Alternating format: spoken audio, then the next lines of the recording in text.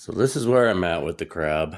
I only have this top part cut, and I've hand sanded everything. I just rounded over the edges.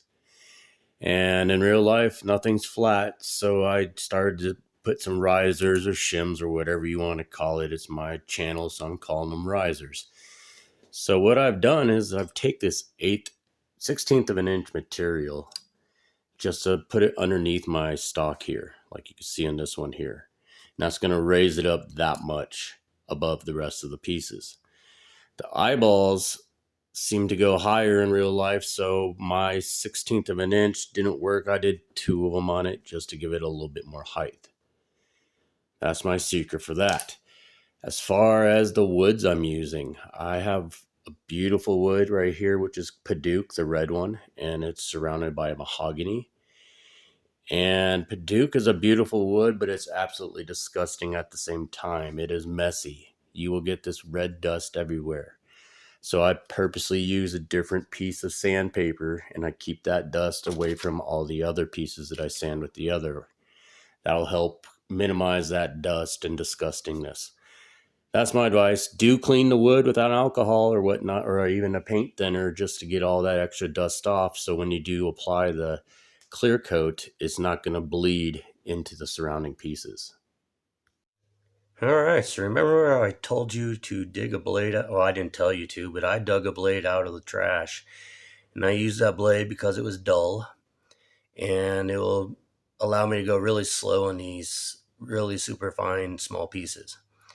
So that blade took me on a journey, and yeah, it ended up breaking. So I went and changed my pants, and we're back, and this is where it got me. And I think this is a good point to stop, and I'm going to take the pattern off, and I'm going to start shaping this. As far as the shaping goes, the pieces are so tiny, I'm just going to round over all the edges a little bit. And I feel like I did a pretty good job cutting this one. There's not any gaps on it. And the cool thing about the gaps is when you do round over the edges, sometimes those gaps do disappear. So don't get mad at yourself if you don't have fine lines and they don't match up exactly. Now with these small patterns, I do recommend getting as precise as you can because you will have alignment issues in the future. With that being said, the pieces are so small, I'm going to shape all of these by rounding over all the edges, and then I'm going to start gluing them together to keep that piece separate so I don't have to fumble with all the little tiny pieces.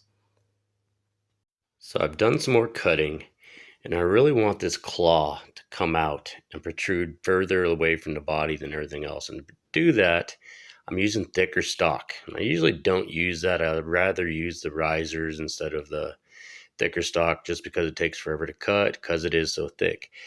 But anyway, like I said, that's the effect I'm looking for. So I'm using really thick cherry right now, and then I'm going to use some zebra wood for the outside piece. And the reason why I'm using thicker stock instead of risers is because there's no surrounding pieces on the outsides here.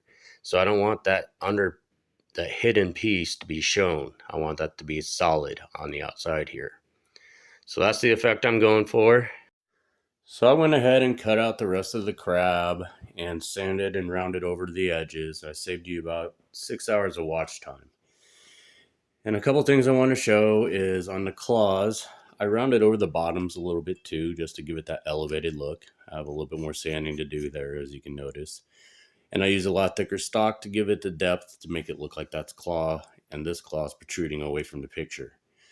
I also lowered the rear legs to make it look like it tucked underneath, and this is about a 1/2 inch to a 1/4 inch stock.